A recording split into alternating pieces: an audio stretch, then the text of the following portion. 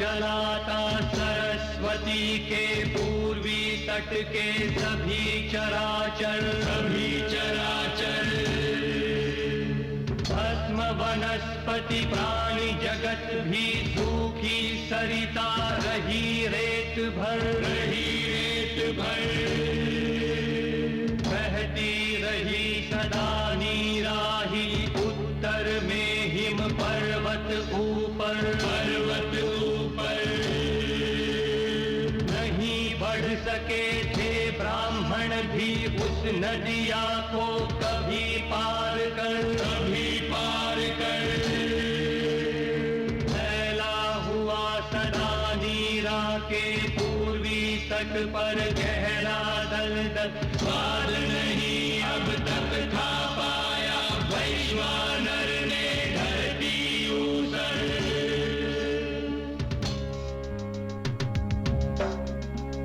यज्ञ के ब्राह्मण में शत उपजाऊ है अब धरती वो, शीतल जल को लेकर बहती तपे दिनों में भी सरिता वो, पूर्व दिशा में रहता माधव अग्निदेव की अनुमति लेकर, कौशल और विदेह देश की सीमा बनती सरिता बहकर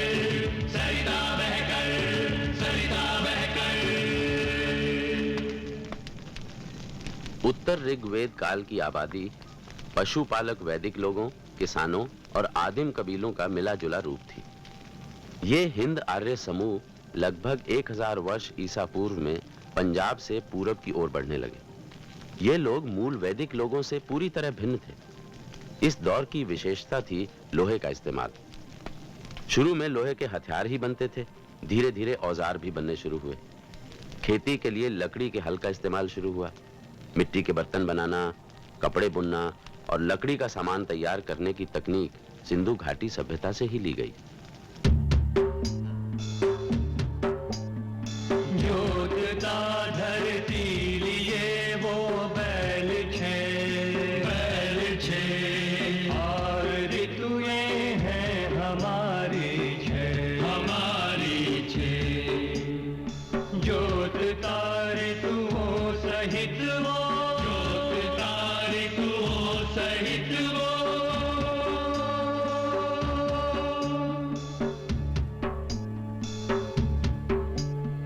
जोतता है बैल ले बारह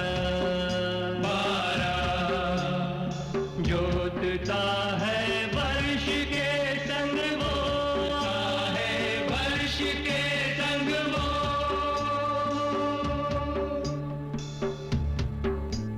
8वीं शताब्दी ईसा पूर्व के आसपास मध्य गंगा घाटी के घने जंगली इलाके को साफ करने और जोतने में लोहे के औजारों का बड़े पैमाने पर इस्तेमाल हुआ, जिससे पैदावार बढ़ने लगी। यहाँ तक कि खपत से ज्यादा उत्पादन होने लगा, जिसके आधार पर ग्रामीण बस्तियों और नगरों की स्थापना हुई। ये अतिरिक्त उत्पादन एक ऐसे सामाजिक स्वरूप में ही संभव था जिसमें बड़े पैमाने पर श्रम उपलब्ध हो सके। नए समाज में एक गुलाम शूद्र वर्ग वजूद में आया और ब्राह्मण, राजन्य, वैश्य और शूद्र, ये 4 वर्ग या वर्ण समाज में उभरने लगे। आदि पुरुष के यज्ञ में पुरुष की हवि की देवताओं ने की धारणा, घृत हुआ वसंत ग्रीष्म ईंधन, हवि की शरद ऋतु में की कल्पना। पुरुष को बांटा देवों ने कितने अंशों में, मुख था कौन, भुजाएं थी कौन, जंघाएं कौन, चरण था कौन। पुरुष के मुख से ब्राह्मण, बाहु से क्षत्रिय, जंघा से वैश्य और चरणों से शूद्र निकला था। इस तरह भारत में वर्ण व्यवस्था की शुरुआत हुई। जो शूद्रों की श्रम शक्ति पर आधारित थी। उसी दौर में यूनान और मिस्र में दास प्रथा का विकास हुआ, मगर शूद्रों को यूनानी गुलामों पर होने वाले अत्याचार का सामना नहीं करना पड़ा। शुरू में शूद्र कबीले का हिस्सा थे और वो कबायली समारोहों में भाग ले सकते थे, लेकिन बाद में जब नगरों का विकास होने लगा, तब शूद्रों के ऊपर कई तरह के अंकुश लगा दिए गए। रामायण में राम ने शूद्र शंबूक को तप करने के अपराध में मृत्यु दंड दे दिया था।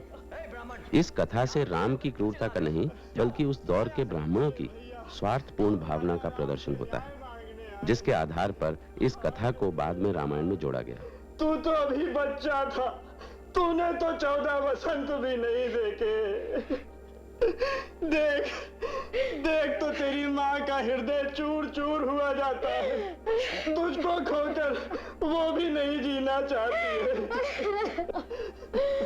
मेरा बेटा सब ही अकाल के मुंह में चला गया। प्रतापी राजा राम, क्या तुम्हारे राज्य में ऐसा ही होगा? राम, हाँ, राम ही है दोषी। यदि उनके सिंहासन पर बैठने से एक अबोध बालक की मृत्यु हो सकती है। महाराज को दोष क्यों देती है ब्राह्मणी? अरे ये तो तेरा अपना कर्म है। अपना कर्म? हाय, मैं क्या करूं, कहां जाऊं? भगवान ही जानता है। मैंने कभी अपने मुंह से असत्य वचन नहीं कहे, कभी किसी पशु का वध नहीं किया, कभी किसी मनुष्य को दुख नहीं पहुंचाया। ओ राजा राम, हमारे पुत्र के प्राणों को वापस लौटा दो, वापस लौटा दो। नहीं तो हम तेरे ही राज दरबार के सामने अपने प्राण दे देंगे। हम ब्राह्मणों की हत्या का पाप तुझे ही लगेगा। यदि ब्रह्म हत्या करके तुम सुख से जी सको, तो हे राजा राम, भगवान तुम्हें लंबी आयु दे।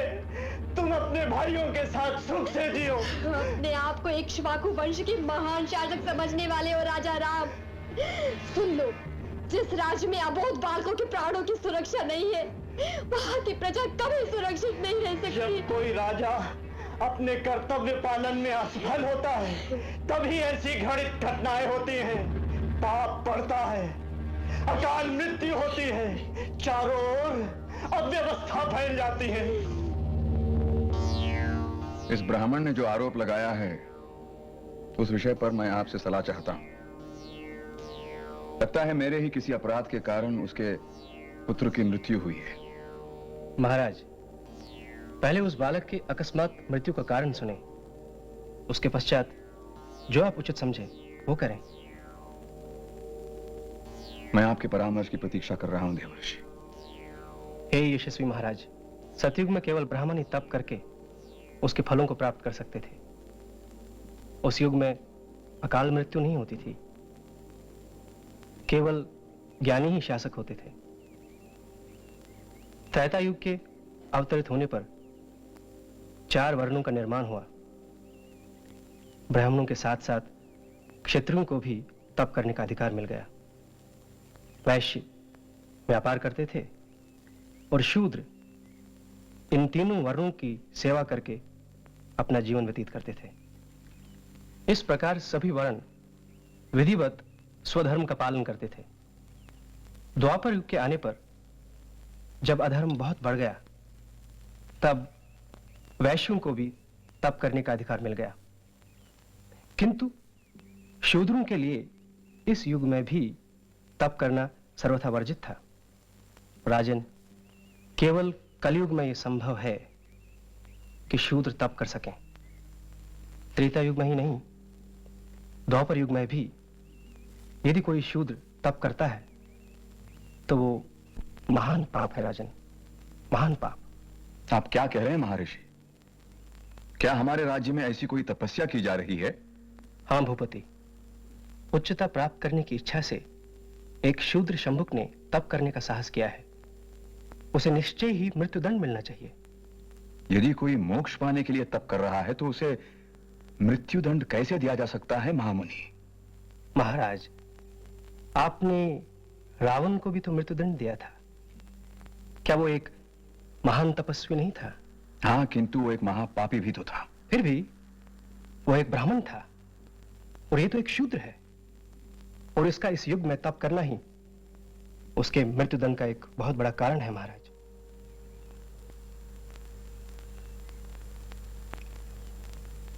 फिर क्या शंमुख पापी है? महाराज, यदि राजा शूद्र को दंड नहीं दे सकता तो उसे अवश्य नरक लोक मिलता है। धर्म की पुनर्प्रतिष्ठा कीजिए महाराज, अपनी प्रजा को दीर्घ आयु दीजिए। इस ब्राह्मण बालक को पुनः जन्म प्राप्त करने दीजिए महाराज।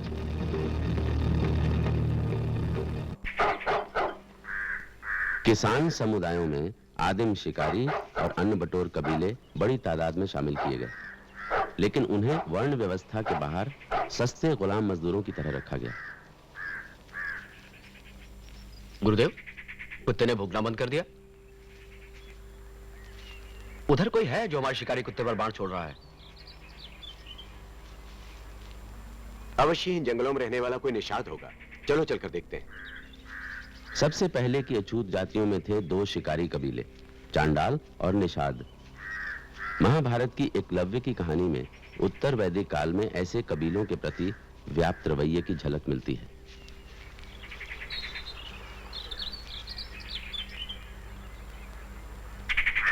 बाण से कुत्ते का मुंह बंद कर दिया गया है। धनुर्विद्या का ऐसा चमत्कार ऐसा कौन कर सकता है? चलो आगे चलकर देखते हैं। कौन हो तुम? इस राजवन में आखेट करने का तुमने साहस कैसे किया?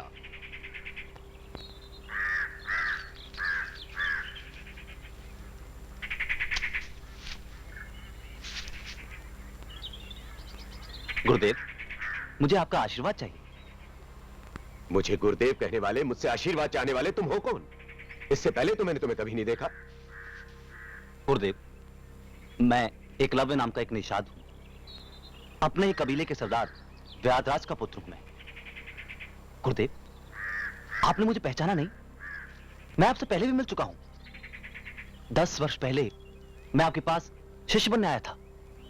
तब आपने मेरी प्रार्थना को ठुकरा दिया था।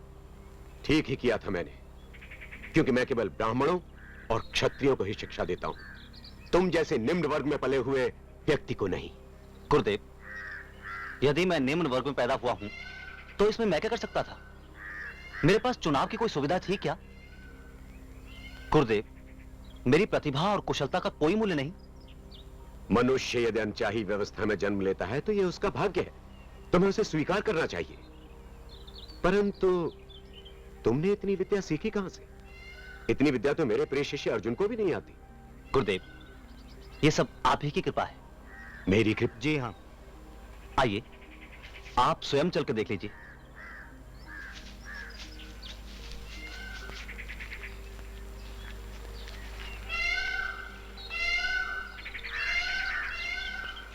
गुरुदेव, ये मैंने आपकी प्रतिमा बनाई है।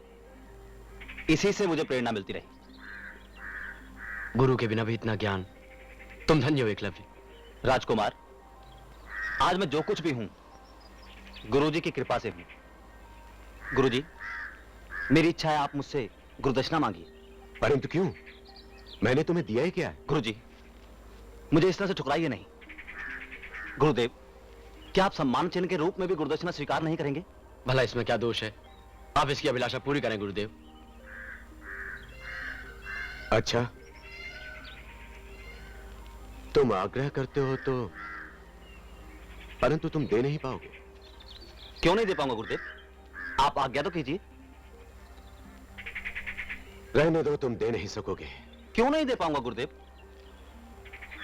गुरुदेव, मैं कौरवों या पांडवों सा पुत्र बेशक ना हूं, लेकिन व्याधराज का पुत्र हूं मैं। आप कहें तो अपनी पूरी संपत्ति आपके चरणों में रख दूं। नहीं, धन नहीं चाहिए मुझे। तो फिर?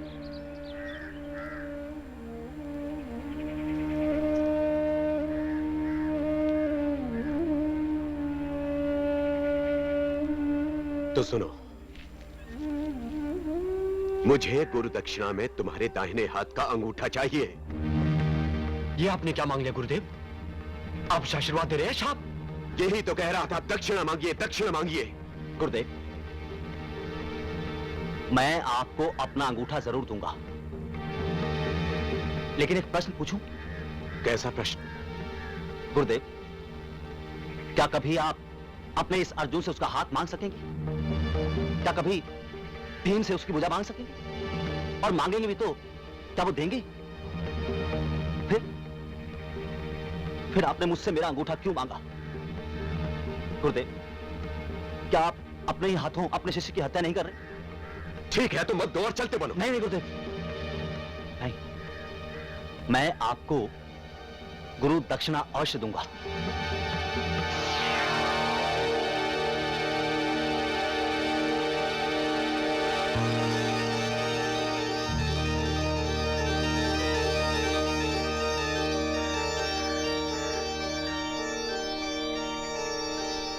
लीजिए गुरुदेव, अपनी गुरु दक्षिणा।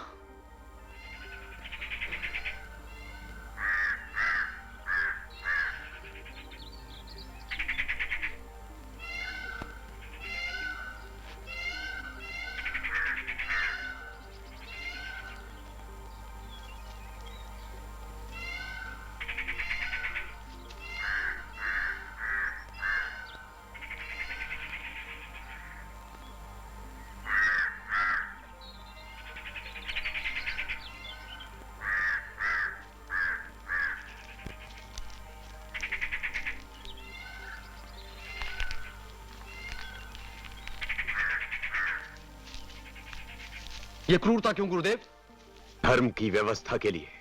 क्या तुम नहीं जानते कि शूद्रों और वनवासियों को धनुर्विद्या नहीं सीखने दी जा सकती? क्योंकि यदि वनवासियों ने युद्ध कला सीख ली तो क्या वे क्षत्रियों की तरह शक्तिशाली होने की आकांक्षा नहीं करने लगेंगे? उस वनवासी का अंगूठा छीनकर मैंने इन संभावनाओं को हमेशा के लिए समाप्त कर दिया है। पर यह अन्याय है गुरुदेव। यदि उस वनवासी को योद्धा बनने की अनुमति दे दी जाती तो अवश्य वो एक दिन तुम्हारा प्रतियोगी हो सकता था। मगर आपकी सहायता से मैं सीख सकता था कि उसे कैसे हराया जाए। नहीं अर्जुन, तुम उसके सामने नहीं ठहर सकते थे। तो क्या इसीलिए आपने? हाँ, क्योंकि मैंने तुम्हें वचन दिया था कि तुम इस युग के सबसे बड़े योद्धा, सबसे बड़े धनुर्धर होगे। और आज मैंने अपना वो वचन पूरा किया है। नहीं गुरुवर, क्योंकि आज संसार के सबसे बड़े धनुर्धर को मैं अपनी आंखों से देख चुका हूं। अब जब कभी भी मुझे संसार का कोई सबसे बड़ा धनुर्धर कहेगा तो उस समय एकलव्य का अंगूठा विहीन दाहिना हाथ मेरी खिल्ली उड़ाएगा।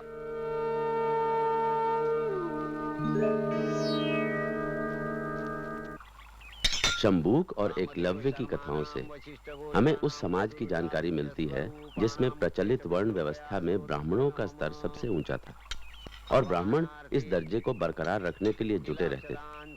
फिर भी ब्राह्मणों की इच्छाओं और वास्तविक स्थिति में काफी फर्क था। जाति प्रथा में कुछ हद तक लचीलापन भी था, जिसकी एक झलक हम तीन पिताओं का पुत्र नामक कहानी में देख सकते हैं।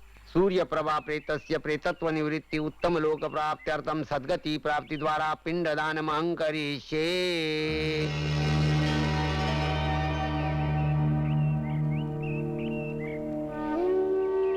किस हाथ में पिंड सौंपूं? महामहिम, इन हाथों में से एक हाथ निश्चित ही सूली पर चढ़ाए गए व्यक्ति का है, क्योंकि उसकी कलाई पर रस्सी का चिन्ह है। दूसरा किसी ब्राह्मण का हाथ प्रतीत होता है, क्योंकि अपने हाथ में पवित्र धूप पकड़े हुए। तीसरे हाथ के लक्षण राजसी हैं। उसने राजसी अंगूठी पहन रखी है, इसलिए वह राजा का हाथ है। तब तो राजा के हाथ में ही पिंड को रखना चाहिए। शायद हमें पुकारना चाहिए। जो सच्चा पिता हो वही पिंड स्वीकार करे, दूसरा कोई नहीं। ओ चंद्रप्रभा के पिता, तर्पण को स्वीकार करने के लिए अपने हाथ फैलाएं। इस सब का क्या मतलब है? मैं ब्राह्मणों से विचार विमर्श करने के बाद आपको सूचित करूंगा राजन।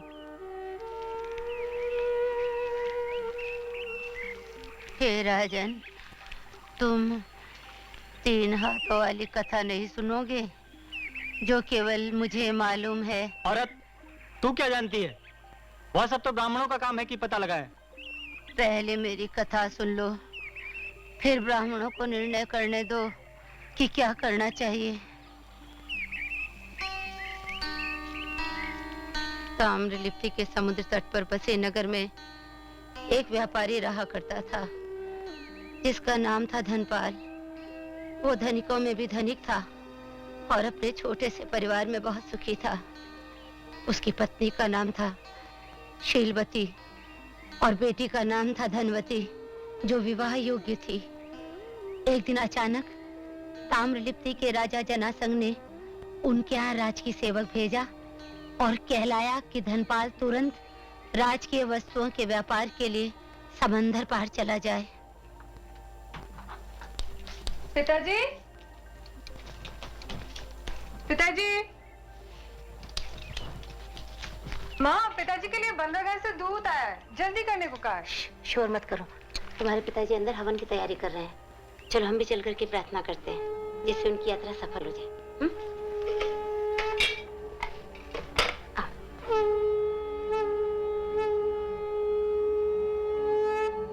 वणिक इंद्र है आओ, बिनती है नायक बन आओ। बधिक लुटेरो जानवरों को हमारे पंथ से हटाओ। हमको धन दिलाओ, धन दिलाओ। धरती आसमान के बीच बिछे पंथों पर दूध और घी की नदियां बहाओ। वणिज का लाभ दिलाओ, लाभ दिलाओ। हमें मूल धन पर विपुल लाभ हो, लाभ हो क्रय में विक्रय में भी लाभ हो। धन कभी न्यून नहीं हो, प्रतियोगिता भी लाभ कर हो।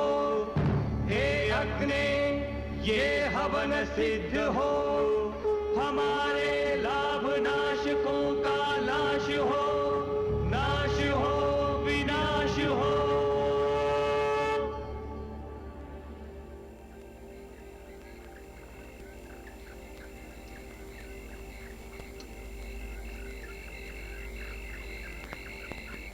चिंता की कोई बात नहीं है।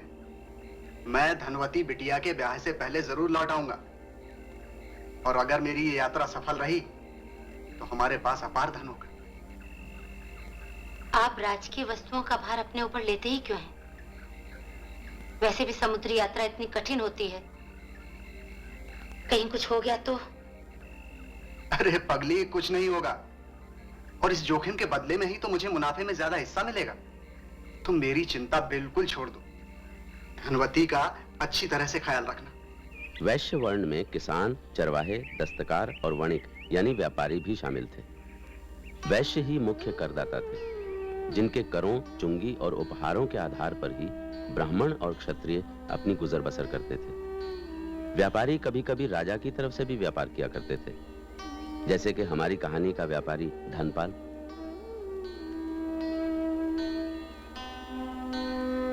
राजकीय वस्तुओं का व्यापार करने के लिए धनपाल तो चला गया समंदर पार। कई मास बीत गए। महाराज, मैं बंदरगाह से आ रहा हूँ। दुखद समाचार है, आपकी पूरी व्यापारिक संपत्ति तूफान में नष्ट हो गई।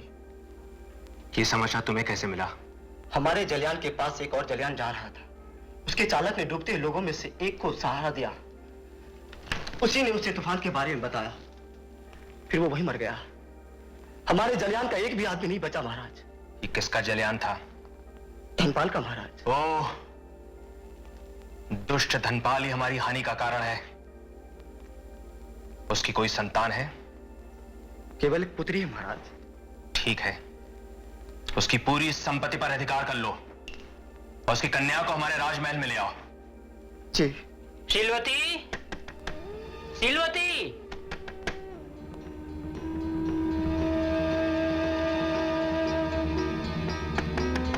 शीलवती,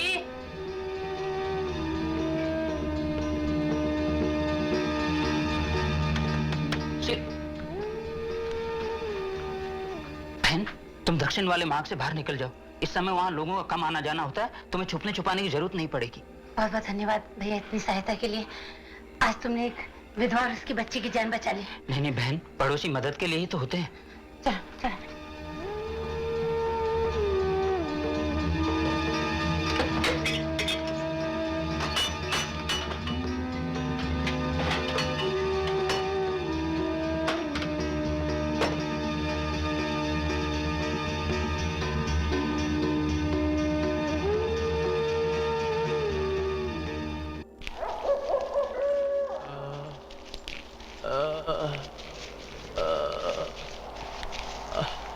अरे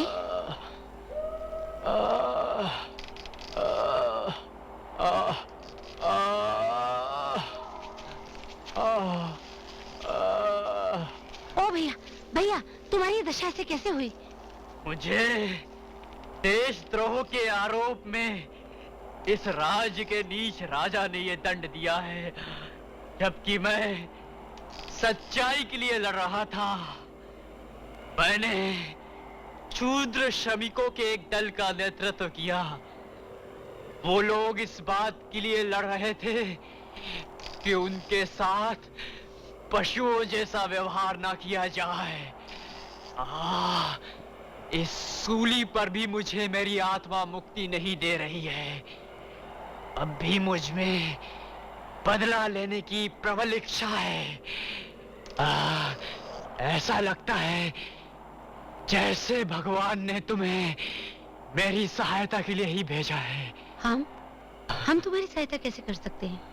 हम तो स्वयं राजा के लोभ के शिकार हैं। मेरी माँ, मेरी प्रार्थना सुन। अपनी अविवाहित कन्या मुझे सौंप दे। ये तुम क्या कह रहे हो? मैं अपनी कन्या को कैसे सौंप सकती हूँ? ये तुम्हारी किस काम आएगी? मेरे मरते समय कोई पुत्र नहीं है। बिना पुत्र के मैं परलोक नहीं जा सकता। ना ही मुझ पर लगाए गए आरोपों का बदला लिया जा सकता है। ये नियोग से एक संतान को जन्म दे सकती है।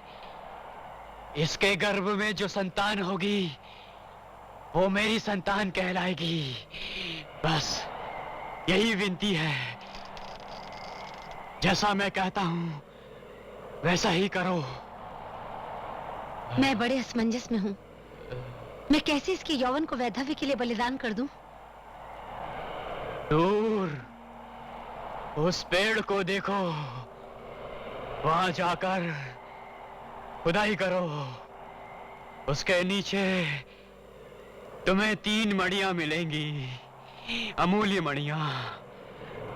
उनमें से एक तुम्हारे लिए है, दूसरी उस आदमी के लिए होगी जिससे मेरी स्त्री गर्भ धारण करेगी, तीसरी उसके लिए जो मेरे पुत्र को युद्ध कला सिखाकर क्षत्रिय के रूप में बड़ा करेगा। तभी इस धरती को उस शापित राजा से मुक्ति मिल सकेगी। लगता है भगवान ने सचमुच मुझे तुम्हारी ही सहायता के लिए भेजा है। मैं स्वयं उस नीच लोभी राजा जनासंग से बदला लेना चाहती हूँ। मैं तुम्हें वचन देती हूँ, जैसा तुमने कहा है वैसा ही करूंगी। मैं अपनी कुंवारी कन्या को तुम्हें सौंपती हूँ। अब मैं शांति से अपने पूर्वजों के पास जा सकता हूँ।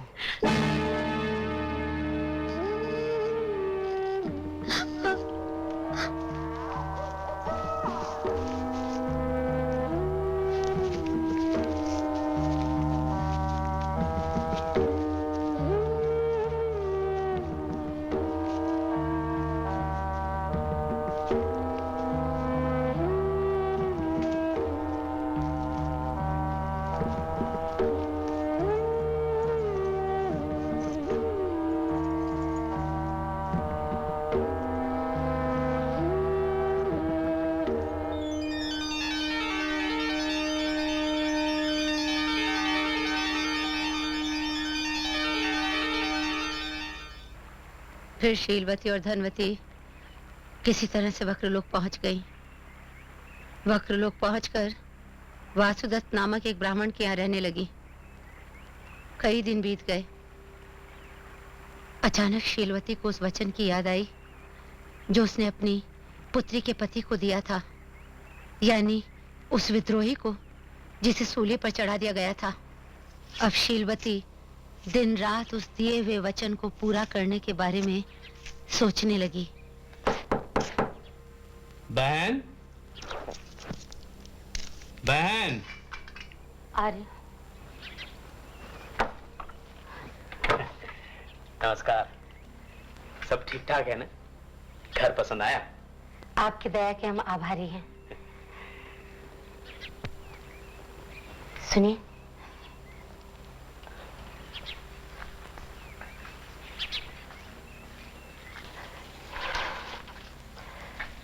आपने उस लड़के को ढूंढने का प्रयास किया जिसके बारे में मैंने आपसे बात की थी? बहन, तुमने एक बहुत कठिन उत्तरदायित्व मुझे सौंपा है। तुम्हारे बेटी के साथ मेरी पूरी सहानुभूति है। यदि तुम्हारे बेटी के पति का कोई छोटा भाई होता तो ये समस्या बहुत आसानी से हल हो सकती थी। उसके पति के कुल और वंश के बारे में मैं अधिक कुछ नहीं जानती। हम दोनों में यही समानता थी कि हम दोनों उस दुष्ट राजा से बदला लेना चाहते थे। अरे हाँ, याद आया, पास ही विष्णु स्वामी नाम के एक विद्वान आचार्य रहते हैं। उनका मनस स्वामी नाम का एक सुंदर और युवा विद्यार्थी है। आपने उससे बात की? नहीं, मैंने सोचा पहले तुम उससे मिल लो। इसकी कोई आवश्यकता नहीं। यदि आप सोचते हैं कि लड़का अच्छा है तो मुझे आपका निर्णय स्वीकार है। ठीक है, लेकिन तुम्हारी बेटी की स्वीकृति? वो वही करेगी जो मैं चाहती हूँ।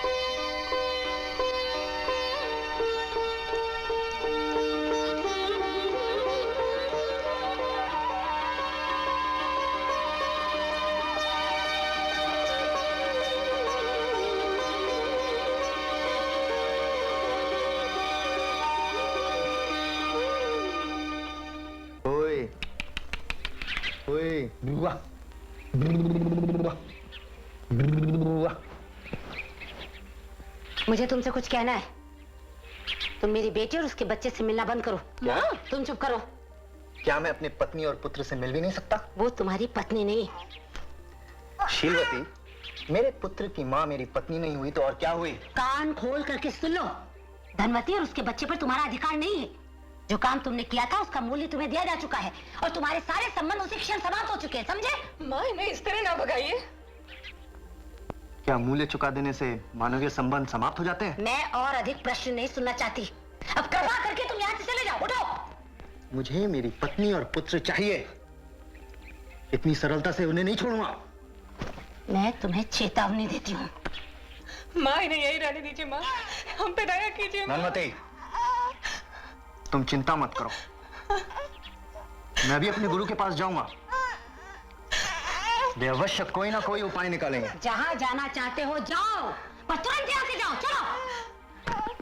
माँ।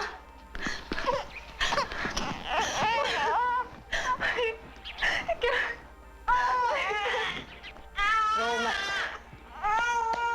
अपने वचन की हमें रक्षा करनी है।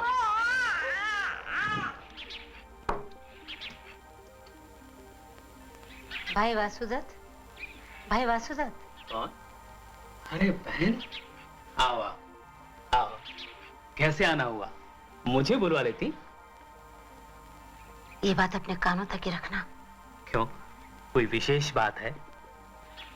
मेरी बच्ची अपना हृदय उस ब्राह्मण युवक को दे चुकी है और वो भी उसे पत्नी मानता है। उस पर और बच्चे पर अपना अधिकार जताता है।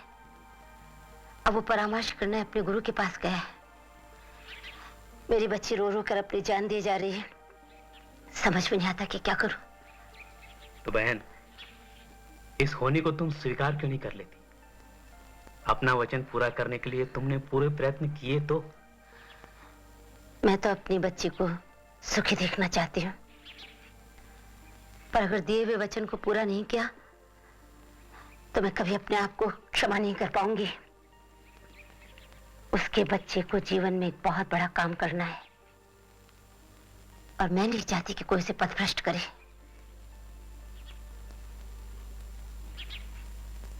ठीक है, तुम अपना हृदय कठोर कर एक और कार्य करो। सभी जानते हैं हमारे महाराज सूर्यप्रभा को पुत्र रत्न की लालसा है और महाराज प्रतिदिन नगर के पूरी घाट पर स्नान करने जाते हैं। तुम इस बालक को वहां छोड़ दो, महाराज की दृष्टि अवश्य बालक पर पड़ेगी। आगे प्रभु की इच्छा।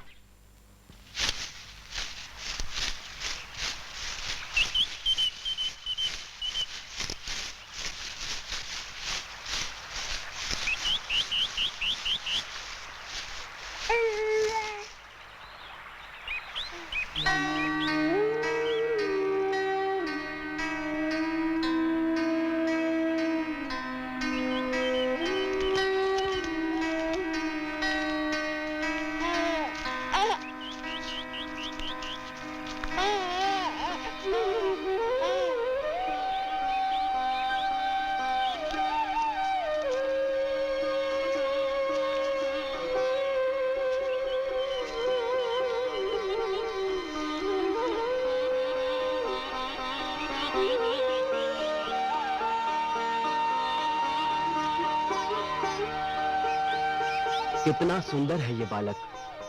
दंड, छत्र और पताका जैसे शुभ चिन्हों के साथ सभी कुछ इसके चक्रवर्ती होने की भविष्यवाणी करते हैं। ऐसा लगता है जैसे भगवान शिव ने स्वयं ही मुझे योग्य पुत्र दे दिया है।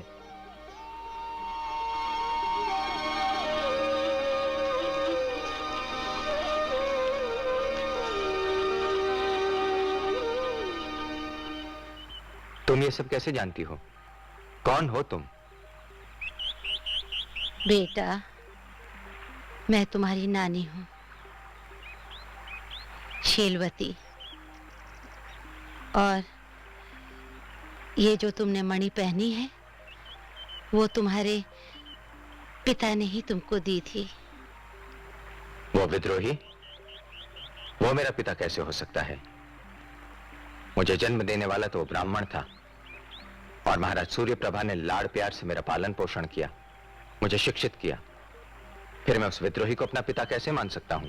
ऐसा मत कहो बेटा, वही तुम्हारे पिता हैं, क्योंकि उन्होंने तुम्हें जीने का एक उद्देश्य दिया है। उनकी इच्छा पूरी करो। ताम्रलिप्ति के दुष्ट राजा जनासंध का नाश, यही तुम्हारे जीवन का परम लक्ष्य होना चाहिए। हालांकि ये कहानी बहुत बाद की है, लेकिन इसमें उत्तर वैदिक काल की मान्यताओं की झलक मिलती है। एक विद्रोही जिसकी जात का पता नहीं एक वैश्य औरत से शादी करता है। उस औरत को एक ब्राह्मण से बेटा होता है जिसे एक क्षत्रिय राजा गोद लेता है। इससे जाति के उतार चढ़ाव का पता चलता है।